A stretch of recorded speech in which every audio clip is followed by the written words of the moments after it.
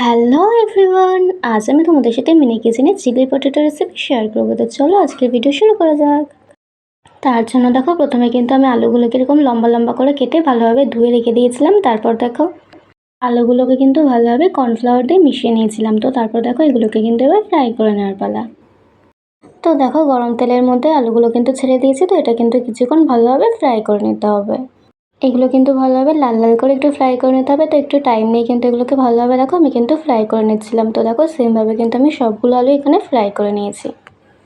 তো দেখো তারপর কিন্তু আমি ওই তেলের মধ্যে প্রথমে দিয়ে দিয়েছিলাম রসুন কুচি। তারপর দেখো দিয়ে দিয়েছি এর মধ্যে পেঁয়াজ কুচি আর ক্যাপসিকাম কুচি। পেঁয়াজ ক্যাপসিকাম রসুনটা দেওয়ার পর কিন্তু দেখো ভালোভাবে আমি এগুলো ফ্রাই করে নিচ্ছিলাম। তো এটা কিন্তু কিছুক্ষণ ভালোভাবে নেড়ে চেড়ে নিয়ে দেখো এর মধ্যে কিন্তু আমি দিয়ে দিয়েছিলাম পরিমাণ মতো লবণ। লবণটা দেওয়ার পর দেখো ভালোভাবে কিছুক্ষণ ফ্রাই করে নেওয়ার পর এর মধ্যে কিন্তু দিয়ে দিয়েছিলাম সয়া সস আর দিয়ে দিয়েছিলাম টমেটো সস। তো দুটো সসই কিন্তু একসাথে দিয়ে দিয়েছি।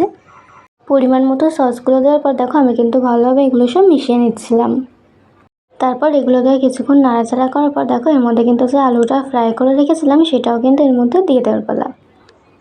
তো দেখো এগুলো কিন্তু ভালোভাবে একটুখানি নেড়ে চেড়ে নিয়ে এর মধ্যে কিন্তু আমি আলুগুলো দিয়ে দিয়েছিলাম। তো আলুটা দেওয়ার পর এই মশলাটার সাথে কিন্তু ভালোভাবে মিশিয়ে নিতে হবে। তো দেখো আমি কিন্তু মশলাগুলোর সাথে কিন্তু ভালোভাবে আলুটাকে মিশিয়ে নিচ্ছিলাম।